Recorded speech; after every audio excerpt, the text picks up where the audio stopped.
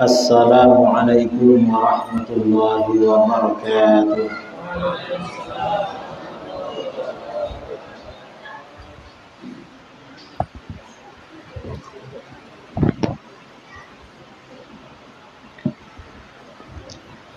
Bismillahirrahmanirrahim.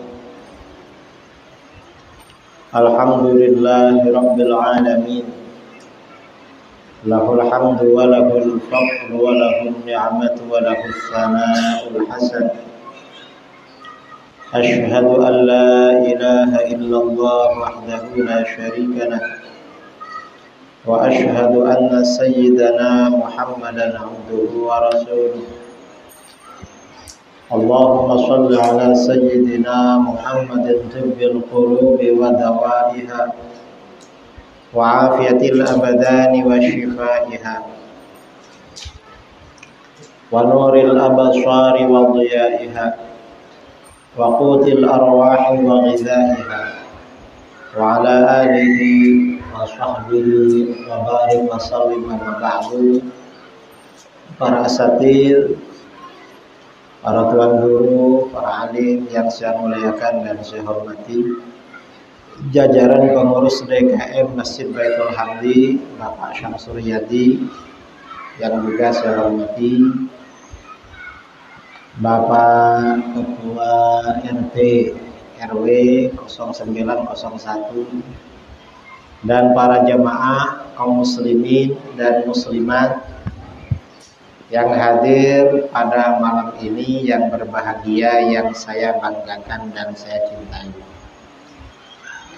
Alhamdulillah, bersyukur kepada Allah Subhanahu wa taala, pada malam ini kita bisa berkumpul bersilaturahmi di tempat yang penuh berkah ini. Amin Allahumma amin. Insyaallah pertemuan ini menjadi pertanda besok kita berkumpul di akhirat bersama baginda Rasulullah sallallahu alaihi wasallam.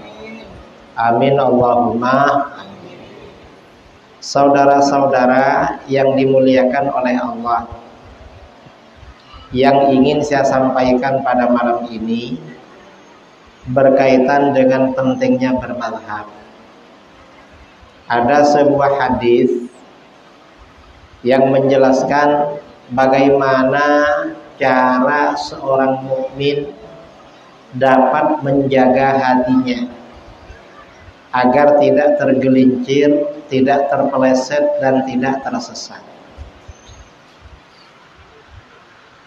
Karena sekarang ini banyak orang tergelincir, orang terpeleset, orang tersesat itu banyak. Mengapa? Pada awalnya itu berangkat dari hati. Hatinya tergelincir, akhirnya sikapnya, perbuatannya, omongannya, ucapannya tergelincir. Kalau hatinya lurus, insya Allah semuanya lurus. Ini hati. Dalam sebuah hadis riwayat Imam Ibnu Majah dari Abu Dzar Al-Ghifari radhiyallahu anhu, Rasulullah SAW bersabda, "Thalathun la yaghillu alaihin nasad", tidak akan menyimpang, tidak akan tersesat hati seorang mukmin. Kalau tiga perkara ini dijalankan, maka hati seorang mukmin tidak akan tergelincir, tidak akan terpeleset. Apa? Yang pertama, ikhlasul amali lillah. Ikhlas dalam beramal karena Allah. Orang kalau ikhlas di dalam beramal karena Allah, insya Allah hatinya dijaga oleh Allah. Dan itu amal apa saja. Apakah menjadi orang biasa, menjadi orang luar biasa, menjadi murid, menjadi ustadz, menjadi anggota, menjadi pengurus.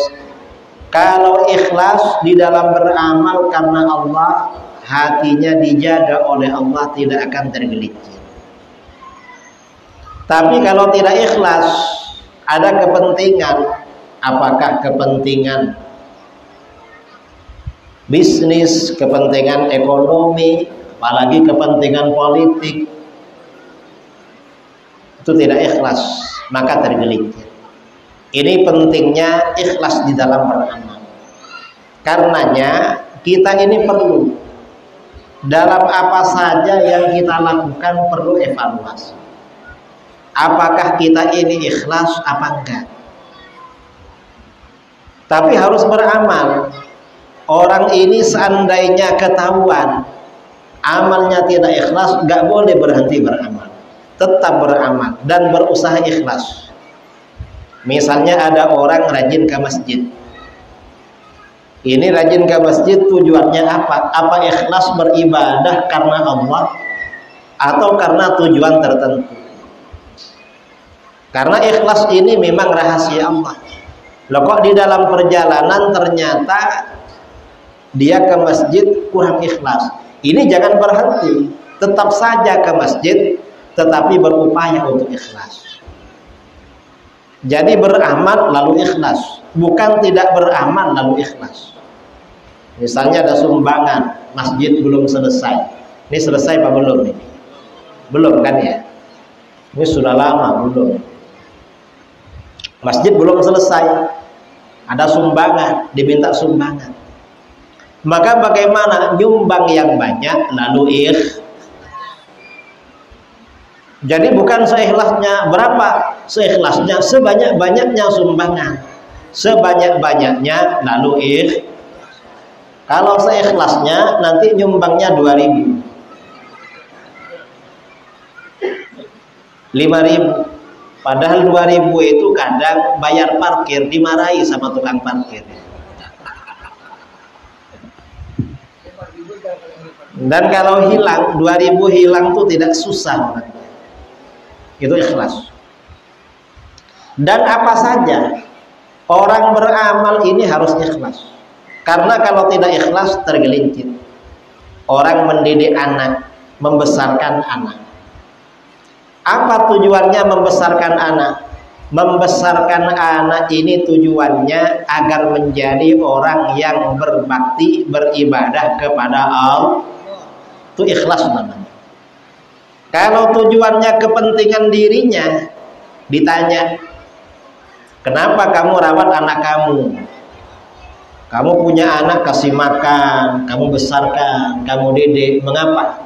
Lalu bilang biar nanti kalau sudah tua ada yang merawat. Kalau sudah tua gak kuat jalan ke kamar mandi ada yang menuntut. Loh, berarti ingin gak sehat ini. Ingin setelah tua tidak sehat lalu dituntut oleh anaknya. Ini gak ikhlas namanya. Gak ada pahala kalau niatnya seperti ini. Orang tua membesarkan anak, mendidik anak niatnya agar menjadi orang yang beribadah kepada Allah, bukan agar menuntut dirinya. Karena kita ini jangan berharap sakit setelah tua. Oleh Rasulullah SAW dianjurkan berdoa sehat sampai tua. Allahumma matti'na bi asma'ina wa absarina wa quwwatina ma ahyaitana. Dalam doa, ya Allah, senangkan kami dengan pendengaran kami dan pandangan kami serta kekuatan fisik kami selama kami hidup. Orang ini kalau pendengarannya kuat, pendengarannya normal sampai tua enak. Tapi kalau sampai tua pendengarannya gak normal, gak kuat, kasihan cucunya yang berbicara. Mengapa? Dia bertanya A, dijawab sama cucunya, nanti tanggapannya beda. Ini kakek-kakek yang sudah tidak kuat pendengarannya. Atau pandangannya tidak kuat. Karenanya kita berdoa kekuatan fisik, kemudian pendengaran, pandangan, berdoa kepada Allah dapat kita nikmati sampai akhir hayat. Jangan berharap nanti lemah setelah tua. Ini namanya ikhlas dalam beramal. Nah, kita dalam kehidupan di dunia ini, kiat-kiat di dalam hadis-hadis Rasulullah SAW itu banyak sebenarnya. Kiat-kiat agar kita tidak galau.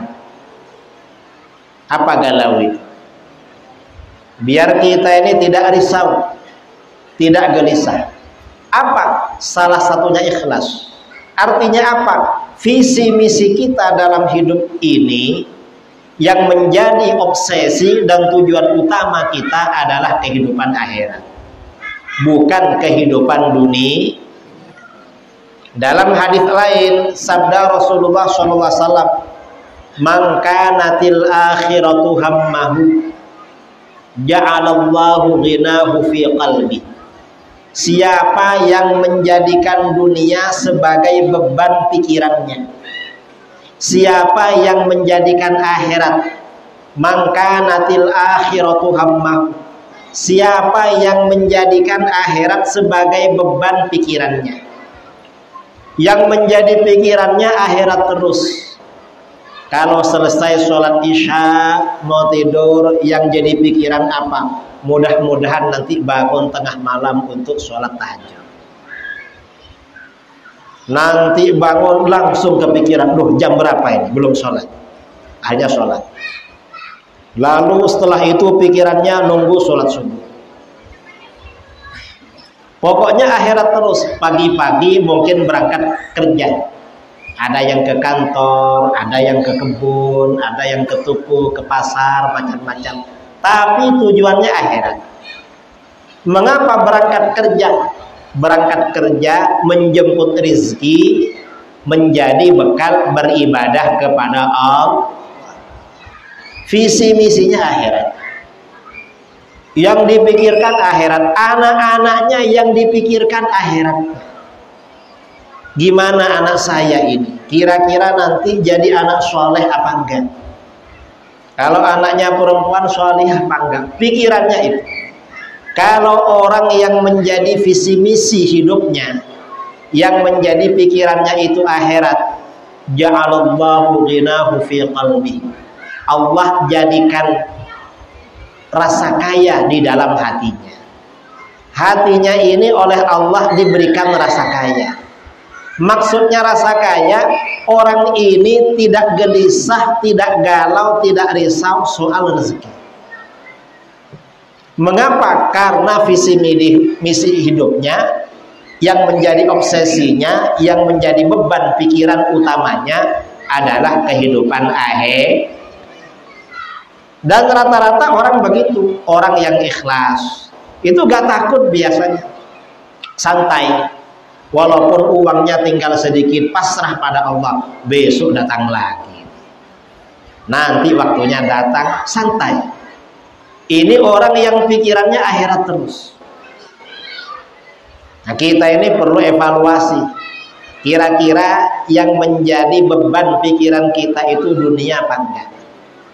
Kalau yang menjadi pikiran kita, yang menyebabkan kita galau ini soal dunia, berarti pikiran akhiratnya kurang atau enggak sama sekali.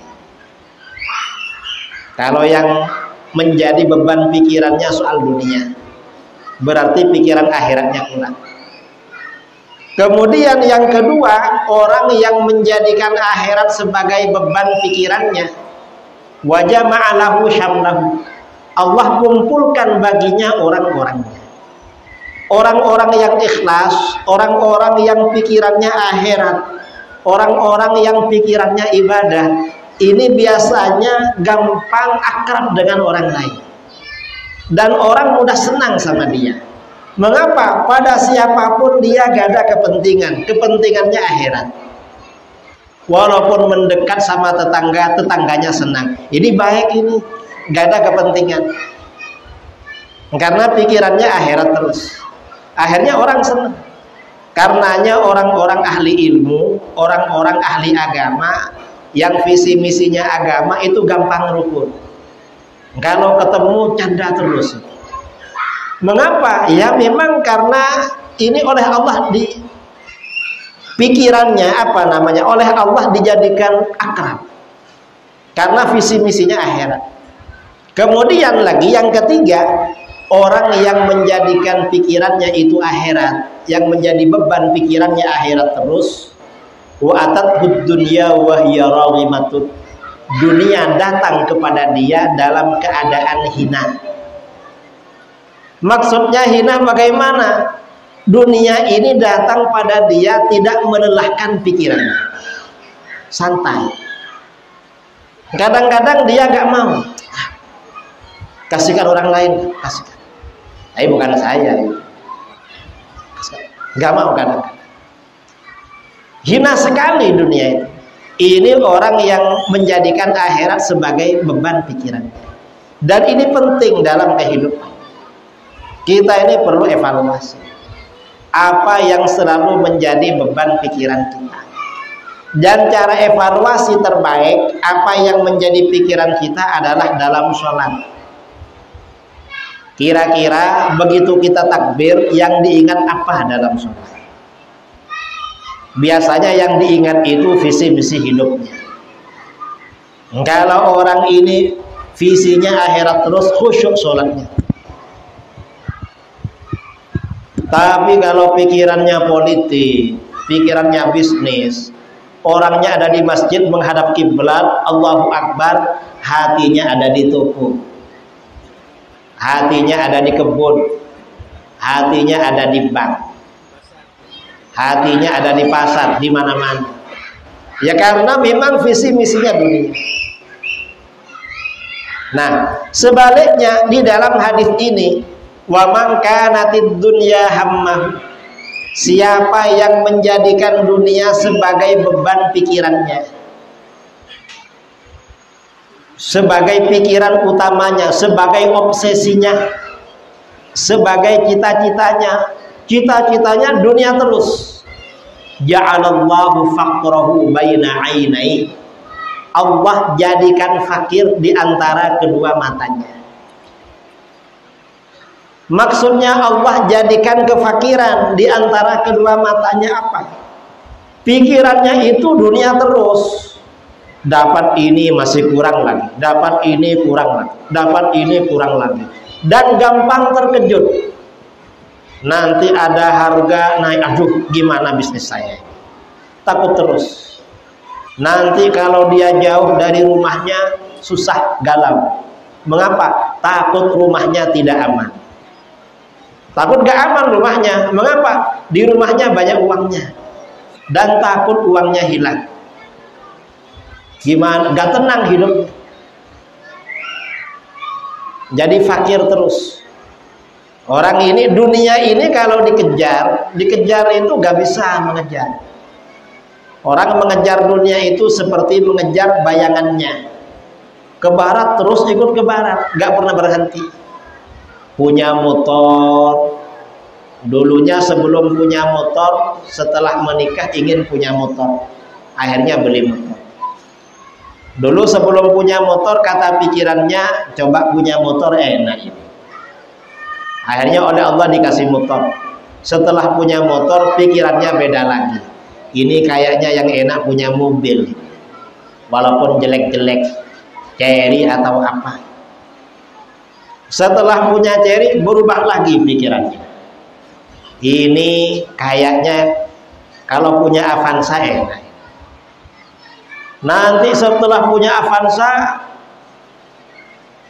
datang lagi pikirannya. Ya mungkin ya Innova atau apa terus, dan gak pernah selesai. Kalau orang ini dunia yang dikejar, yang menjadi pikiran dunia terus, gak pernah merasa cukup, kurang terus. Ini yang namanya fakir oleh Allah, diletakkan di antara kedua matanya. Gak pernah cukup. Karena pikirannya dunia. Ini ada kisah ya, orang gak pernah cukup.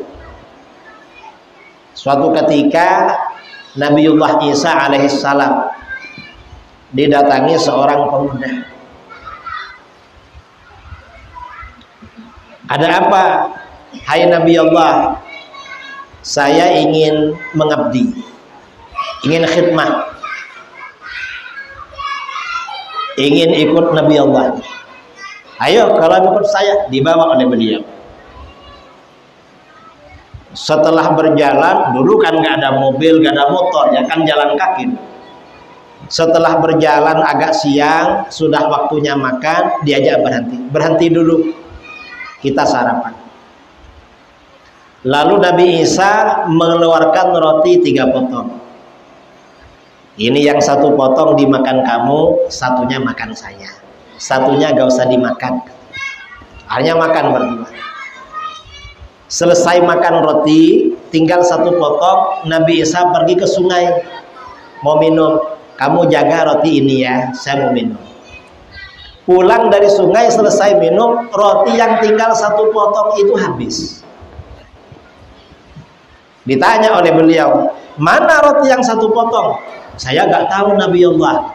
Oh ya dah, gak apa-apa kalau kata. Ayo berangkat lagi. Akhirnya berangkat lagi. Setelah berangkat, sudah siang lagi, lelah, agak lapar sekali, berhenti dulu, kita cari makan. Tiba-tiba ada rusa bersama 2 anaknya lewat. Lalu salah satu anaknya dipanggil, ditangkap, disembelih, lalu dipanggang. Setelah dipanggang, dimakan berdua. Setelah makan anak rusa ini, tulang belulangnya oleh Nabi Isa dikumpulkan. Setelah dikumpulkan, kata Nabi Isa, kamu hidup lagi. Akhirnya tulang belulang ini hidup lagi, seperti sedia kala. Dah balik lagi sama induknya. Lalu Nabi Isa bertanya sama orang ini, kamu kan tahu mukjizat saya bisa menghidupkan hewan yang sudah mati, tinggal tulang belulang. Iya. Nah, dengan mukjizat tadi, saya berarti kan benar-benar Nabi. Iya, Nabi Allah. Saya mau tanya, siapa yang makan roti yang tinggal 1 tadi? Apa kata dia? Saya nggak tahu ya Nabi Allah. Ya dah, kalau nggak tahu nggak apa-apa. Akhirnya diajak jalan lagi. Akhirnya sampai di tepi sungai, mau nyebrang sungai. Kamu pegang tangan saya, biar kamu nggak tenggelam di sungai. Karena berpegangan dengan tangan Nabi Isa, orang ini dan Nabi Isa dan orang ini dapat berjalan di atas air. Setelah sampai di seberang, Nabi Isa bertanya lagi sama orang ini, kamu kalau jalan sendiri tenggelam di situ. Iya Nabi Allah. Karena berjalan dengan saya, kamu bisa berjalan di atas air. Itu mukjizat dari Allah. Iya Nabi Allah. Nah, dengan mukjizat itu saya tanya, siapa yang makan roti tinggal 1 tadi pagi? Apa kata dia? Saya nggak tahu. Wong dia yang jaga bisa nggak tahu. Akhirnya dibawa lagi jalan sampai di tengah hutan, banyak kerikil-kerikil dan pasir. Lalu kerikil-kerikil dan pasir ini oleh Nabi Isa ditumpuk jadi 1. Setelah ditumpuk jadi 1, lalu beliau bersabda, kun zahaban, kamu jadi emas. Akhirnya kerikil dan pasir jadi emas. Terkejut. Setelah jadi emas, kerikil dan pasir yang jadi emas ini oleh Nabi Isa dibagi menjadi 3 tumpuk. Jadi 3. Tanya anak muda, kok jadi 3 Nabi Allah katanya. Nah, kamu kan ikut saya, kamu dapat bagian. Yang 1 tumpuk buat kamu, 1 tumpuk buat saya. Lah terus yang 1 itu Nabi Allah untuk siapa? Yang 1 itu untuk yang makan roti tadi pagi. Siapa yang makan roti sisa 1? Lalu kata anak itu, saya Nabi Allah katanya. Ya dah, kalau begitu ini untuk kamu semua. Dikasihkan semua sama beliau. Ini buat kamu semua. Tapi kamu udah usah ikut saya dah. Kamu sudah tercapai tujuannya. Kamu kan cari ini ikut saya. Kamu bawa ini. Akhirnya orang ini mengumpulkan emas. Nabi Isa berangkat. Tiba-tiba ada 2 perampok datang bawa pedang. Mau dibunuh dia, gimana? Kamu mau kami bunuh, ini mau kami ambil. Karena dia sendirian, akhirnya ngajak damai. Gini aja lah, daripada kita ini bertengkar, saling bunuh-membunuh, gimana kalau ini kita bagi tiga? Kita akan bertiga. Oh ya dah kalau begitu. Akhirnya bagi tiga. Bagi tiga lagi. Setelah dibagi tiga, karena sudah waktunya lapar, waktunya makan malam ya, waktu makan malam lapar. Akhirnya apa? Mereka ngomong, gimana kita ini sudah lapar, waktunya makan. Oh gini aja lah, kita undi. Siapa nanti yang keluar undian, dia pergi ke kampung beli makanan. Akhirnya hasilnya salah seorang di antara mereka diberi tugas pergi ke kampung membeli makanan. Yang dua orang menjaga emasnya. Di perjalanan yang membeli makanan ini timbul dalam pikirannya, ini kalau dibagi tiga, saya kan cuma dapat sepertiga. Oh yang enak ini nanti makanannya saya kasih racun, biar mati semua itu. Nanti itu emas untuk saya semua. Ini kata yang pergi beli makanan. Dia beli makanan, satunya untuk dirinya dimakan, yang dua dikasih racun. Temannya yang ada di belakang ngomong-ngomong di belakang, kita ini kalau itu pulang datang ke sini kan dibagi tiga ini. Iya.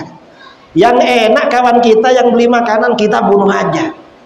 Nanti ini jadi dua, bagian kita tambah banyak. Oh enak begitu. Begitu kawannya yang membeli nasi ini datang, beli makanan datang, langsung dipedang. Mati dia. Dan dia makan yang dua orang ini. Setelah makan keduanya mati semua ini. Habis akhirnya. Besoknya Nabi Isa bersama Hawariyin ya, bersama sahabatnya, pengikutnya, murid-muridnya lewat di situ. Nabi Isa lalu menunjukkan, kamu lihat itu. Itu ada tumpukan emas. Dan di pinggirnya 3 orang mati semua. Mengapa itu mati semua? Mengapa? Karena rebutan dunia. Nah, makanya di dalam hadis tadi, orang yang menjadikan visi misinya itu cuma dunia, kefakiran oleh Allah diletakkan di antara kedua matanya. Sudah dapat emas 1 tumpuk, kurang lagi. Minta 2 tumpuk, akhirnya kawannya dibunuh. Kemudian di dalam hadis itu, orang yang menjadikan visi misinya itu kepentingan dunia, wa farraqa lahu syamlahu, Allah cerai-beraikan orang-orangnya. Orang yang pikirannya materi, orang yang pikirannya itu kepentingan dunia, orang yang pikirannya itu kekayaan. Ya pokoknya apapun dunia biasanya gampang pecah, gampang bermusuhan dengan orang. Nanti kalau ada tetangganya buka warung juga, marah dia. Ini menyaingi saya ini. Sudah tahu saya buka warung, buka juga. Nah, memangnya gak boleh kalau ada orang buka warung, tetangganya gak boleh buka lagi. Gampang marah sama orang. Semua orang dianggap saingan. Coba saudara perhatikan orang-orang politik. Mana ada koalisi bertahan lama? Gak ada. Dulu didukung-dukung sampai mati yang dukung. Gak peduli yang didukung gitu. Ya dunia ya seperti itu memang. Karenanya kita ini ya, pokoknya kalau urusan dunia jangan terlalu fanatik. Mengapa? Kita ini fanatik punya ghirah urusan akhir. Kalau bukan akhirat jangan, ditinggal kita ini. Gampang pecah. Koalisi partai politik gak ada yang bertahan lama. Dulu lawan politik, sekarang kawan. Sekarang kawan, nanti lawan lagi. Terus begitu. Karena orang kalau visi misinya dunia seperti itu, gampang bertengkar, gampang musuhan, sama saudaranya bertengkar. Mengapa? Rebutan warisan, kadang rebutan pengaruh kalau orang tuanya masih hidup. Karena pikirannya dunia terus. Tapi kalau orang ini ikhlas, pikirannya akhirat, gampang rukun dengan orang. Kemudian orang yang pikirannya dunia terus, dalam hadis itu walam ya'tihi minad dunya illa ma qaddaralah. Dan dunia yang datang pada dia hanya yang ditakdirkan oleh Allah. Yang tak ditakdirkan gak datang pada dia. Gak datang. Yang ditakdirkan yang datang. Ini dunia. Nah, ini artinya apa? Hadis ini motivasi pada kita. Agar kita ini, visi misi kehidupan kita ini, tujuan utamanya adalah kehidupan akhir. Dan ini peringatan, jangan sampai yang menjadi pikiran utama kita sehari semalam, yang menjadi beban pikiran kita adalah urusan dunia. Mengapa? Ya karena kenyataannya seperti itu. Karenanya di dalam agama, di dalam hadis tadi, seseorang kalau menginginkan hatinya itu tidak tergelincir, tidak terpeleset, dijaga oleh Allah, maka orang itu harus ikhlas dalam beramal karena Allah. Dan ikhlas ini bertingkat-tingkat. Semakin tinggi levelnya ikhlas, maka semakin kuat akidahnya. Ikhlas yang level tertinggi, level pertama apa? Ada orang bertakwa, beribadah kepada Allah. Tujuannya apa? Karena dia mengagungkan Allah dan karena dia mencintai Allah, bukan karena apa. Ini ikhlas namanya. Orang ini beribadah, bertakwa bukan karena ingin masuk surga, bukan karena takut neraka, tetapi karena merasa Allah ini berhak untuk disembah. Kita harus beribadah pada Allah. Ini ikhlas paling tinggi. Ini ikhlasnya orang-orang besar ya, seperti Rabi'ah al-Adawiyah, ulama-ulama salaf. Ini bukan kita yang ikhlas seperti itu. Ini ikhlas paling kuat. Artinya apa? Seandainya Allah tidak menciptakan surga dan neraka, orang ini beribadah, bertakwa. Ini level paling tinggi. Ada level di bawahnya. Apa yang di bawahnya? Ada orang beribadah, bertakwa, bersedekah, beramal baik. Tujuannya apa? Ingin masuk surga dan takut neraka. Ini kata para ulama sufi disebut dengan ikhlasul tujjar. Ikhlasnya para pedagang. Saudara pergi ke warung, beli barang ini. Berapa harganya? 5.000. Nah, yang jualan ikhlas ngasih ini. Mengapa? Karena dapat uang. Yang menyerahkan uang ikhlas karena dapat barang. Coba gak dikasih, gak mau ngasih dia. Ini ikhlas level 2. Nah, ikhlas kita ini apa yang kedua apa enggak? Sepertinya belum kedua. Di bawahnya lagi. Apa di bawahnya lagi? Ada orang beribadah, bertakwa, rajin bersedekah, rajin beramal sunnah. Tujuannya apa? Agar hidupnya di dunia sejahtera. Dia ikhlas kepada Allah, cuma harapannya di dunia agar sejahtera. Mengapa? Karena ada ayat Al-Quran. Wa may yattaqillaha yaj'al lahu makhraja wa yarzuqhu min haitsu la yahtasib. Barang siapa yang bertakwa kepada Allah. Bertakwa itu artinya melaksanakan semua perintah Allah, menjauhi larangan-larangan Allah. Maka Allah menjadikan jalan keluar baginya dari setiap kesulitan. Setiap ada kesulitan, ada jalan keluar. Dan Allah akan memberinya rizki pada dia dari jalan yang tak disangka-sangka.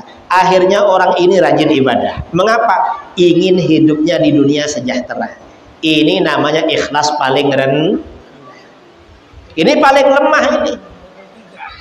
Level 3. Nah kita ini walaupun ikhlas kayaknya ini. Rajin berjamaah, rajin ini. Mengapa? Karena tahu, wah itu gak sholat, itu gini, makanya hidupnya sengsara di dunia. Dia gak mikir besok di akhirat. Akhirat apa kata besok? Yang penting di dunia enak. Ini pikiran masyarakat sekarang banyak seperti itu. Dan ini ikhlas yang level 3 ini berpotensi untuk tergelincir. Potensinya kuat untuk goyah. Misalnya ya, saudara punya hutang 10 juta. Dihitung-hitung, dikalkulasi dengan gaji bulanan, ini sampai sekian tahun gak kira lunas ini. Kebutuhan sebulan sekian, pengeluaran sekian, gaji sekian. Akhirnya apa? Datang pada Pak Ustadz. Pak Ustadz, saya mau curhat. Saya ini punya hutang. Terus berapa? 10 juta. Kamu ingin apa? Apa Pak Ustadz amalannya biar saya cepat lunas hutang? Akhirnya apa? Kata Ustadz, kamu bisa baca Quran? Bisa Pak Ustadz. Saya dulu juara TPQ di Masjid Baitul Hamdi, juara baca Quran. Nah, kamu kalau malam baca surat Waqiah 11 kali. Jam berapa Ustadz? Terserah. Habis Isya gak apa-apa, tengah malam lebih bagus. Akhirnya orang ini setiap turun dari masjid gak keluar rumah baca Waqiah. Dapat 3 malam kawannya datang. Apa? Jalan-jalan. Kemana? Ngopi-ngopi. Wah, saya gak bisa, saya minta maaf gak bisa. Saya dalam beberapa hari ini minta maaf gak bisa nemani kamu ngopi-ngopi. Mengapa? Saya ini punya rutinan tiap malam baca ini. Loh, kenapa baca itu? Saya ini punya hutang.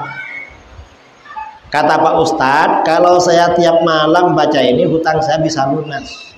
Berapa hutang kamu? 10 juta. Dah gini aja, kalau cuma 10 juta kamu saya kasih. Yang penting kamu temani saya ngopi-ngopi malam. Kira-kira orang ini baca Quran apa ikut temannya kira-kira? Kira-kira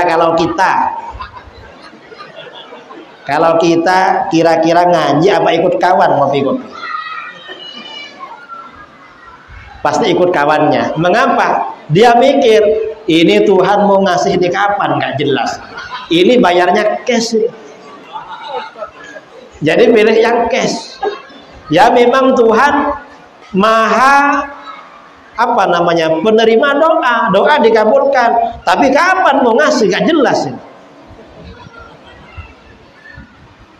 Nah, ini bahaya seperti ini. Gampang tergelincir. Saya ini pernah ya, tahun 2013 saya pulang dari Jambi, Jakarta, Surabaya. Sampai Surabaya saya masih ke Gresik ngisi pengajian. Habis itu saya pulang naik bus dari Surabaya. Sampai di bus, cari bangku-bangku yang kosong. Gak taunya ada bangku kursi kosong, sebelahnya laki-laki duduk. Saya duduk di situ. Lalu orang itu nyapa sama saya. Bang, apa? Boleh kenalan enggak? Oh boleh. Kan dulu belum masuk YouTube. Ya sudah masuk lah, cuma kan orang belum punya HP kan. Orang nggak kenal. Siapa namanya Bang? Nama saya Idrus. Kamu? Nama saya ini.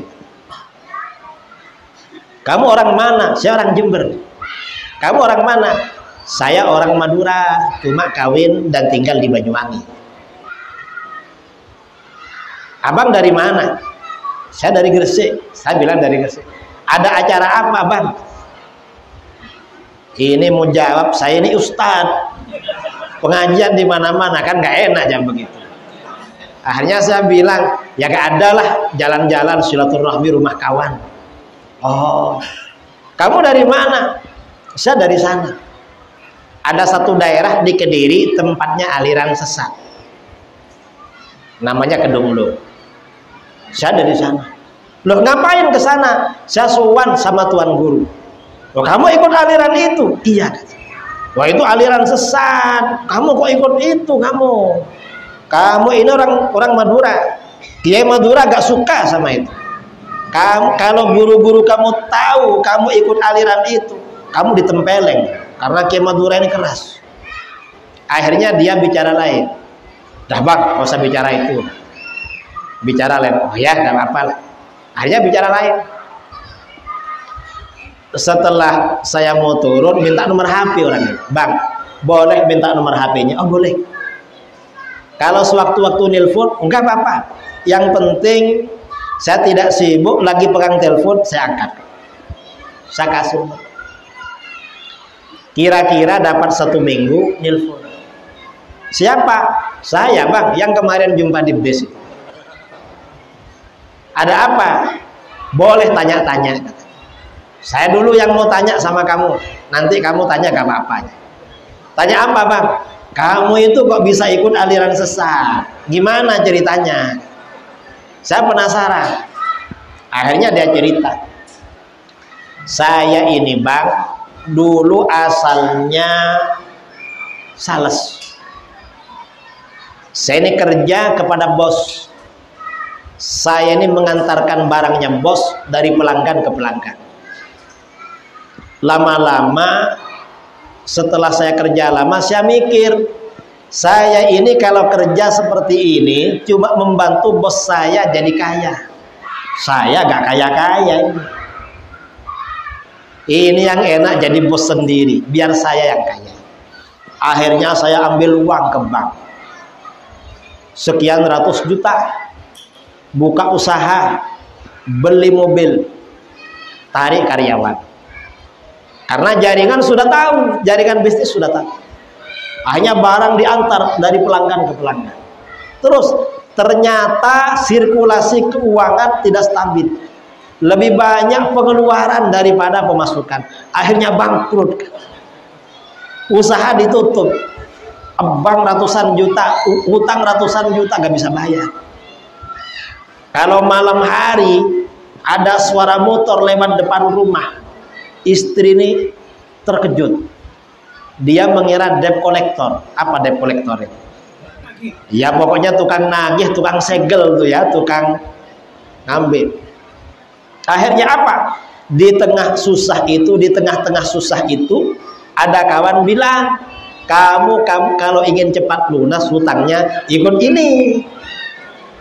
Coba ikut ini, kamu cepat lunas hutangnya. Lah terus kamu ikut itu? Iya. Sudah berapa persen yang kamu bayar hutangnya? Ini masalahnya.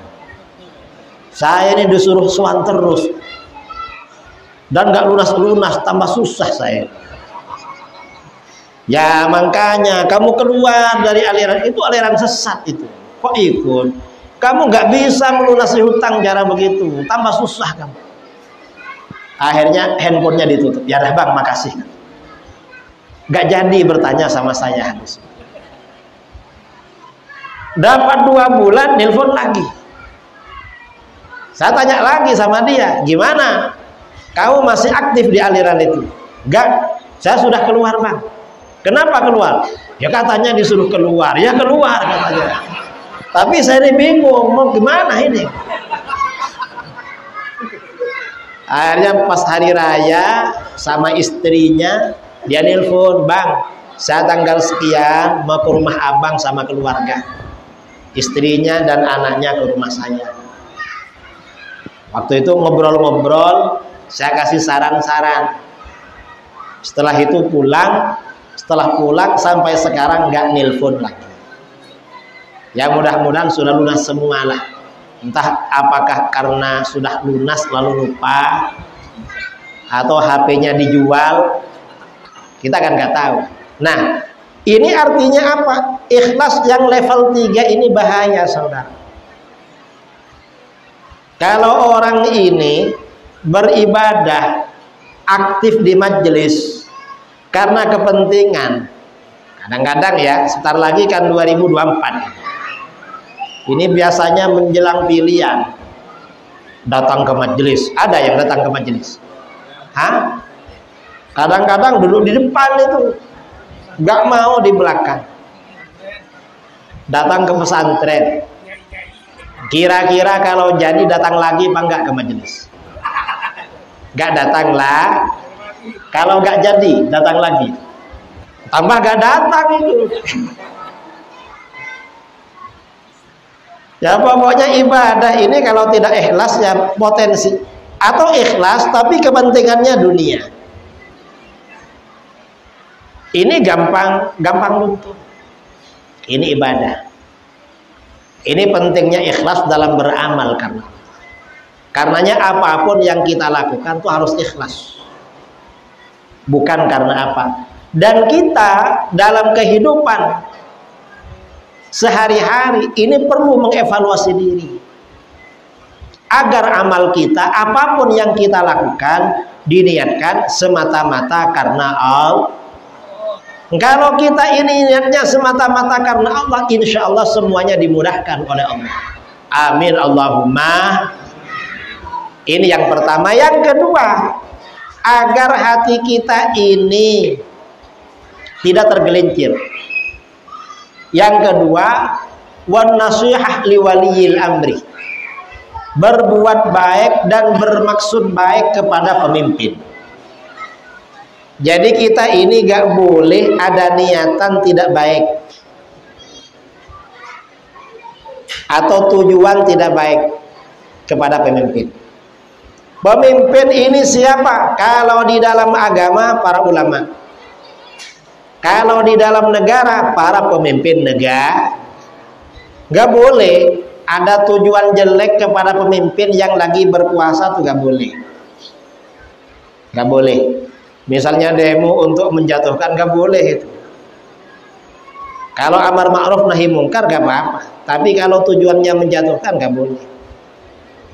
Nanti waktunya ada pilihan. Itu bukan manhajnya Ahlus Sunnah. Karenanya kemarin ini kan viral ya isu-isu khilafatul muslimin. Di Lampung khalifahnya ditangkap. Ternyata yang baiat cuma 2 orang. Khalifahnya dibaiat 2 orang. Gak boleh itu ikut-ikutan khilafah. Mengapa? Khilafah sekarang ini memang double-double. Khilafah tunggal gak ada memang sekarang. Tiap daerah punya khalifah sendiri-sendiri. Kita ini sekarang kebetulan khalifahnya Pak Jokowi. Yang beliau yang diangkat oleh Allah jadi presiden. Yang pilihan sampean gak jadi. Gak dipilih oleh Allah itu. Tapi jadi menteri. Ya apa-apa lah. Akhirnya akan jadi juga itu. Pilihannya orang Riau itu. Kalau orang Sumatera rata-rata kan pilih menteri pertahanan. Tidak apa-apa daripada gak jadi. Gak boleh itu bermaksud jelek, itu gak boleh pada pemimpin. Mengapa? Orang yang punya tujuan jelek kepada pemimpin ini bahaya. Bahayanya apa? Itu seperti orang-orang Khawarij. Orang-orang Khawarij itu awalnya melakukan demo kepada Sayyidina Utsman bin Affan, seorang khalifah yang saleh, Khulafaur Rasyidin, menantu 2 kali baginda Rasulullah. Di demo beliau, katanya amar ma'ruf nahi munkar, sampai akhirnya beliau dibunuh. Akhirnya apa yang terjadi? Para demonstran ini akhirnya menjadi orang-orang Khawarij. Hatinya tergelincir, akidahnya menyimpang dari Ahlus Sunnah wal Jamaah. Na'udzubillah min. Kita ini kalau gak cocok dengan pemimpin, berdoa aja kepada Allah. Mudah-mudahan hatinya pemimpin itu oleh Allah diperbaiki. Kalau enggak, mudah-mudahan diberi ganti yang lebih baik. Karena pemimpin dalam pandangan Ahlus Sunnah wal Jamaah, pemimpin ini gambaran kecil dari kondisi rakyat. Kalau rakyatnya baik, pemimpinnya baik. Dalam Al-Qur'an Allah Subhanahu wa taala berfirman, "Wa kadzalika nuwalli ba'dadh zalimina ba'dhan bima kanu yaksibun." Dan demikianlah kami jadikan pemimpin sebagian orang-orang yang zalim pada sebagian orang zalim lainnya sebab apa yang mereka lakukan. Maksudnya apa? Kata Imam Ar-Razi, Imam Asy-Syirbini dalam kitab-kitab tafsirnya, kitab-kitab tafsir ya, mengatakan al-ayatu tadullu ala anna ar-ra'iyyata mata kanu zalimin fallahu ta'ala yusallitu alaihim zaliman mithlahu. Ayat ini menunjukkan bahwa ketika rakyat ini telah menjadi orang-orang yang zalim, maka Allah angkat bagi mereka pemimpin yang zalim seperti mereka. Ini Al-Quran. Jadi kalau rakyatnya zalim, pemimpinnya Allah. Ini Al-Quran. Fa idza kanu ayyatakhallasu min dzalikal amiril zalim, fa idza aradu ayyatakhallasu min dzalikal amiril zalim falyatruku adh-dhulma. Kalau rakyat menginginkan lepas dari pemimpin yang zalim, maka rakyat pertama kali harus meninggalkan perbuatan kezaliman. Kita harus soleh duluan. Kalau kita ingin punya pemimpin yang tidak korupsi, maka kita jangan korupsi. Ada rakyat korupsi? Ada? Ada apa gak ada? Banyak.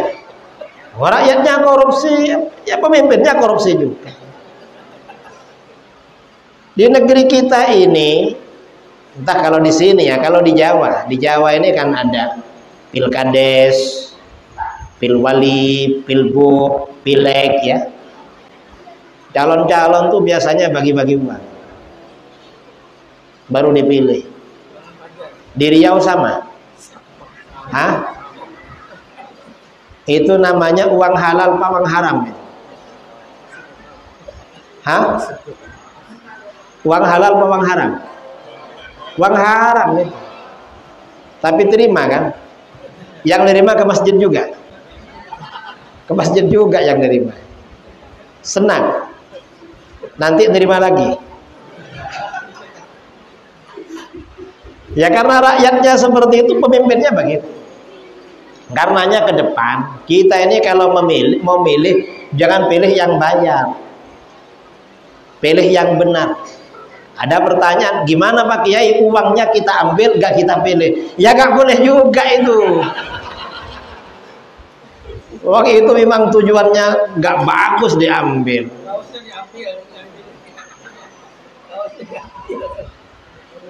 Sama-sama gak boleh. Katanya biar kapok katanya. Bukan biar kapok. Ya kamu suka sama uangnya sebenarnya. Nah, ini artinya apa? Ya, kita ini memang harus bermaksud baik, berbuat baik pada pemimpin. Ini yang pertama. Yang kedua, di dalam agama pemimpin ini para ulama. Kita ini harus bermaksud baik dan berbuat baik pada ulama. Maksudnya bagaimana? Harus mengagungkan ulama. Ya ulama-ulama dulu itu. Kalau saya ini ya hanya pengikut ulama. Ulama-ulama dulu. Dan gak boleh menjatuhkan ulama dulu. Kalau Wahabi itu menjatuhkan ulama, gak boleh itu. Dosa besar itu. Ketika disampaikan fatwanya Imam Syafi'i, Imam Nawawi, apa kata Wahabi? Imam Syafi'i itu manusia, bukan nabi. Ya memang bukan nabi. Siapa yang bilang nabi? Kan gak ada yang bilang nabi. Iya, bisa benar bisa salah. Ya kalau Imam Syafi'i yang seperti itu bisa benar bisa salah, berarti kamu salah semua. Masa yang Imam Syafi'i bisa benar bisa salah, kamu malah pasti benar? Kan tanpa gak masuk akal itu. Wahabi ini menjatuhkan ulama besar, lalu mengangkat dirinya, padahal dirinya bukan ulama, walaupun ulama kecil bukan. Kita ini sama ulama harus takzim.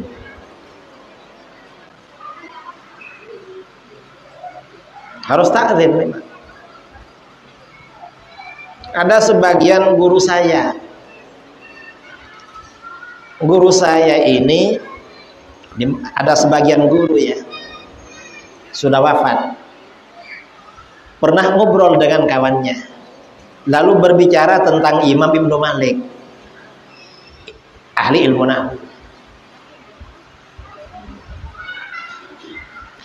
Akhirnya beliau ini ikut pendapat lain, gak ikut pendapatnya Imam Ibnu Malik. Berdialog dengan kawannya. Suatu saat beliau ini tergelincir, terpeleset bicaranya.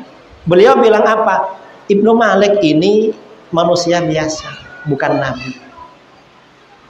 Memang betul, cuma kan bukan konteksnya. Malam itu atau beberapa malam, beliau ini berjumpa pulang dari Masjidil Haram. Di tengah jalan jumpa dengan Imam Ibnu Malik. Ibnu Malik berkata pada beliau, kamu bilang apa kamu? Awas kamu saya tuntut di hadapan Allah besok. Akhirnya guru saya ini bangun. Sejak itu kalau ingat Imam Ibnu Malik nangis sampai wafat.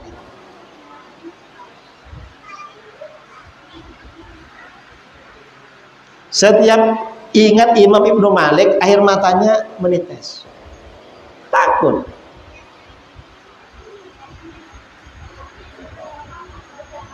Ini kalau ulama-ulama yang beneran ya, ulama-ulama yang soleh, salah sedikit diingatkan. Kalau orang-orang nakal banyak salahnya, gak ada yang ingatkan. Karenanya kita ini kepada ulama harus takzim, gak boleh sembarangan. Karena kita bukan ulama. Dan di dalam ilmu agama kita wajib taklid pada ulama. Gak boleh ijtihad sendiri, gak boleh. Makanya di dalam ilmu agama kita harus bermadhab. Gak boleh gak bermadhab. Yang gak bermadhab ini aliran sesat. Banyak ya di Riau ini. Di Riau, Sumbar, Jambi, ini kan pusatnya Wahabi, 3 provinsi di Indonesia. Itu kalau disampaikan satu ulama ngijek-ngijek, bilangnya apa? Ikut Al-Quran dan Sunnah. Dikiranya ulama dulu gak ngerti Quran dan Sunnah, hafalnya ratusan ribu ulama dulu. Dia hafal paling cuma 3 hadis. Salah satunya hadis kullu bid'atin, hadisnya cuma kullu bid'atin dhalalah. Sudah merasa hebat. Ulama dulu itu hafal hadis ratusan ribu, saudara. Dan mereka gak pakai propaganda kembali pada Quran dan hadis. Gak pakai. Mengapa? Ya karena mereka memang ikut. Yang ngajak kembali biasanya yang gak ikut itu. Ngajak kembali dan gak pernah nyampe. Mengapa gak sampai? Karena salah jalan. Jadi orang-orang yang gak bermazhab itu salah jalan. Karenanya hati-hati. Nah, orang yang ada tujuan tidak baik kepada pemimpin, kepada para ulama, hatinya tergelincir, menjadi pengikut aliran sesat. Siapa? Ya Wahabi. Atau aliran sesat yang lain. Ini yang kedua. Yang ketiga ya, agar hati kita tidak tergelincir, waluzumu jama'atil muslimin, dan menjaga kekompakan dengan kaum muslimin, menjaga kebersamaan, keharmonisan, kerukunan. Artinya apa? Mengikuti arus mayoritas umat Islam. Artinya istiqomah mengikuti ajaran Ahlus Sunnah wal. Tidak gampang berbeda dengan umat Islam. Tidak gampang. Ini dijaga oleh Allah. Orang yang gampang berbeda dengan umat Islam, hatinya gak dijaga oleh Allah, tergelincir, terpeleset. Wahabi suka berbeda dengan umat Islam, hatinya tergelincir, terpeleset. Itu Wahabi. Hanya mereka disebut apa namanya? Wahaboy. Wahabi itu Wahaboy. Tapi gak mau disebut Wahabi, sama namanya takut. Wahabi di Riau sama namanya takut. Mereka bilangnya apa? Salafi. Salafi kayak dia. Ada orang Salafi dari Riau, dari mana? Dari Kampar. Bikin video berkali-kali nyerang saya. Saya datangnya ke Kampar, ajak ketemuan gak datang dia. Apa? Entah takut atau gimana. Kalau saya salah langsung aja ketemu, jangan pakai video. Enggak mau disebut Wahabi, katanya Salafi. Bukan Salafi yang dulu. Salafi itu artinya salah fikir. Pikirannya salah. Mengapa? Ya karena enggak menjaga kekompakan dengan kaum muslimin. Karenanya menjaga kekompakan itu perlu dijaga. Kalau sampai gak menjaga kekompakan, tergelincir hatinya. Karenanya tradisi umat Islam di Nusantara perlu dijaga. Karena itu merupakan simbol-simbol ajaran Ahlus Sunnah wal. Kemudian dalam hadis tadi dikatakan fa inna da'watahum tuhitu min waraihi. Karena doa kaum muslimin itu meliputi dari belakang mereka, menaungi. Artinya apa? Orang yang menjaga kekompakan dengan kaum muslimin, istiqamah mengikuti Ahlus Sunnah wal Jamaah. Setiap ada orang Islam berdoa, dia dapat barokahnya. Mengapa? Kita ini sebenarnya saling mendoakan, paling enggak dalam sholat. Dalam sholat kita ketika tahiyat, at-tahiyyatul mubarakatus shalawatut thayyibatul lillah. Segala penghormatan, segala keberkahan, segala sholat, doa, segala kebaikan hanya milik Allah. Setelah kita memuji Allah, pindah kepada Rasulullah. Assalamu alayka ayyuhan nabi wa rahmatullah wa barakatuh. Salam penghormatan semoga tercurahkan pada engkau wahai Nabi. Salam kepada Rasulullah itu bukan selamat dari neraka maksudnya. Rasulullah pasti selamat saudara. Bukan. Salam penghormatan. Rahmat Allah dan berkah-berkahnya. Setelah mendoakan Rasulullah, assalamu alaikum. Salam sejahtera semoga tercurahkan pada kami. Siapa kami? Saya dan umat Islam yang lain. Jadi ketika tahiyat assalamu alaina, seluruh orang Islam hadirkan dalam hati kita. Salam sejahtera, salam penghormatan tercurahkan pada kami, saya dan umat Islam yang lain. Kemudian ada umat Islam yang baik-baik mendapat doa khusus. Wa ala ibadillahis, dan pada hamba-hamba Allah yang soleh. Orang soleh ini doanya dapat 2 kali. Ketika alaina dia dapat, kemudian wa ala ibadillahis. Dan kalau datang ke majelis orang soleh dapat 2 kali berkatnya. Yang soleh-soleh. Nah ini artinya apa? Kita ini setiap sholat saling mendoakan. Kita ini dapat barokah doanya saudara-saudara kita masuk surga walaupun nakal. Tapi syaratnya harus ikut Ahlus Sunnah wal. Tidak gampang menimbulkan fitnah, selalu menjaga kekompakan dengan umat Islam. Insya Allah kita dapat barokah dari doa saudara-saudara kita umat Islam. Karenanya kita jangan benci sama umat Islam, terutama yang soleh-soleh. Mengapa? Dia sholat mendoakan kita. Kita didoain juga sama dia. Ini orang soleh. Ini dalam sholat, belum lagi di luar sholat. Kadang Rabbana ighfir lana dzunubana wa liwalidina wa masyayikhina wa li jami'il muslimin. Didoakan semua orang soleh. Nah, Orang yang menjaga kekompakan, kebersamaan dengan kaum muslimin akan mendapat naungan keberkahan doa umat Islam. Nah, ini beberapa hal, tiga hal yang disampaikan di dalam hadis Rasulullah SAW. Kalau kita amalkan, insya Allah hati kita dijaga oleh Allah, tidak tergelincir dan tidak terpelek. Mudah-mudahan Allah menjaga hati kita. Amin Allahumma. Kita semuanya, saudara-saudara kita dan warga di lingkungan kita semuanya istiqamah di dalam ahlus sunnah wal jamaah. Saya kira ini yang perlu saya sampaikan ya dalam tema pentingnya bermadhab.